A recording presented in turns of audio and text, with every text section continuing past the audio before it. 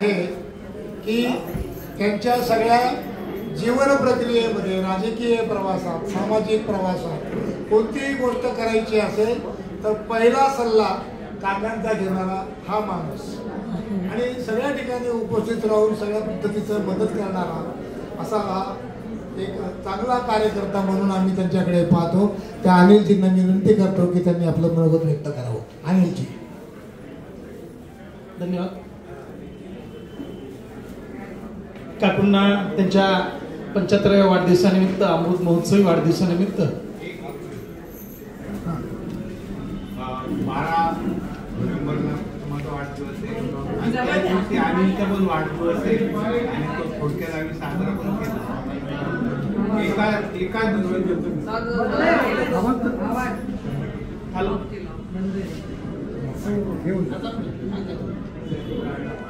Hello अनिलचा पण 12 नोव्हेंबरला वाढदिवस होता.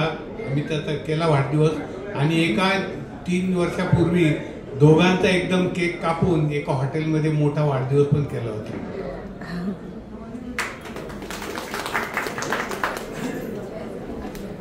काकूंना सर्वप्रथम त्यांच्या अमृत महोत्सवी वाढदिवसानिमित्त आमच्या भालेराव पाटील कुटुंबियाच्या वतीनं तसंच आपल्या सर्व मित्रमंडळीच्या वतीनं, शंकरनगर, सावरकरनगर, सर्व त्यांच्या मित्रपरिवाराच्या वतीनं मनपूर्वक शुभेच्छा देतो. पुंडे काका आणि आमचे वडील अशोकराव भालेराव कैलासवासी हे तसे कॉलेजपासून बरोबर होते आणि कॉलेज रोडला आमचे आजोबा, चुलत आजोबा राहायचे, जे एमपीचे पहिले प्रिन्सिपल होते पंढरीनाथ शंकरराव भालेराव आबासाहेब.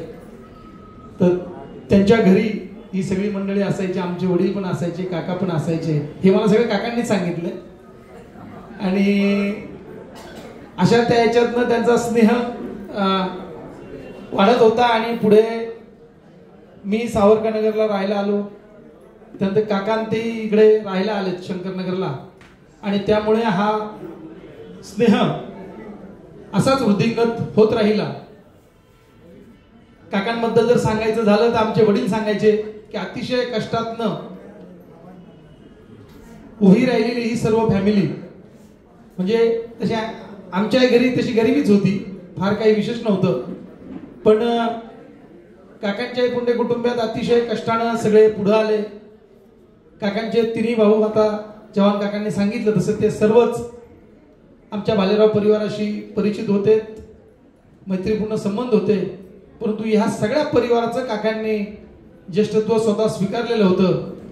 काकांची सगळ्यांनी आज बॉडी लँग्वेज आपण सगळेजण बघतो आहोत की काका सातत्यानं समाजाचा विचार करणारं त्यांचं धोरण आहे. आपण सगळ्यांनी ते बरेच जण मंडळी आहेत तिथं सावरकरनगर, शंकरनगरची, त्यांनी तर सगळ्यांनी अनुभवलंच आहे की कोणतंही काम असो, काकांनी पदर खर्चाने सगळ्या गोष्टी कायम केलेल्या आहेत. म्हणजे हे तर असतंच. आता तुम्हाला सगळ्यांना माहित नसेल कदाचित, काकांच्या सुनेचा वाढदिवस होता. म्हणजे त्या लंडनमध्ये आहेत दोघे, मुलगा चिरंजीव. तर तिच्या वाढदिवसाला सुद्धा काकांनी 1 लाख पाऊंड पाठवले होते.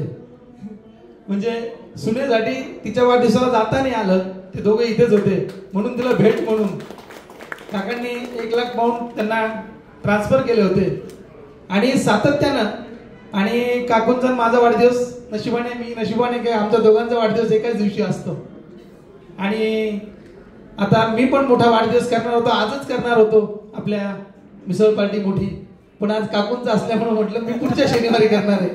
तर त्याचंही तुम्हाला त्या निमित्ताने निमंत्रण देतो की पुढच्या शनिवारी प्रसाद मंगल कार्यालयामध्ये माझ्या वाढदिवसानिमित्त मोठी मिसळ पार्टी ठेवलेली आहे. तुम्ही सगळ्यांनी यायचं आहे. तुम्हाला सर्वांना सहकुटुंब निमंत्रण आहे.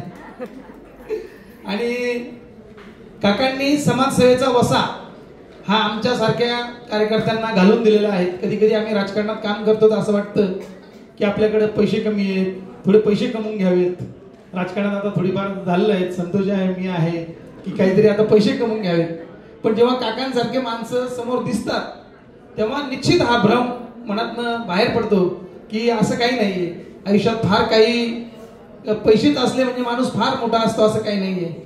काका तर म्हणजे सध्या देण्याच्याच भूमिकेत आहे.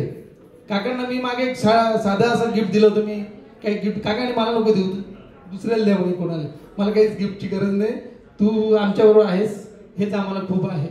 काका हे माझ्या काका काकू दोघे आई वडिलांच्या ठिकाणी आहेत. आमचा स्नेह हा रोजचाच आहे. त्यांच्यामुळे आमची भरपूर प्रगती होते आहे. त्यांच्या आशीर्वादांमुळे, त्यांच्या संपूर्ण मार्गदर्शनामुळे मी काकांना काकूंना दोघांनाही काकूंच्या या पंचायतीच्या निमित्तानं ईश्वराकडे प्रार्थना करतो की दोघांनाही उदंड आयुष्य लाभो आणि या समाजाप्रती त्यांचं जे काही ऋण आहे ते सदैव त्यांनी फेडत जावं हीच ईश्वराच्यांनी प्रार्थना करतो. थांबतो. धन्यवाद. धन्यवाद भाऊ.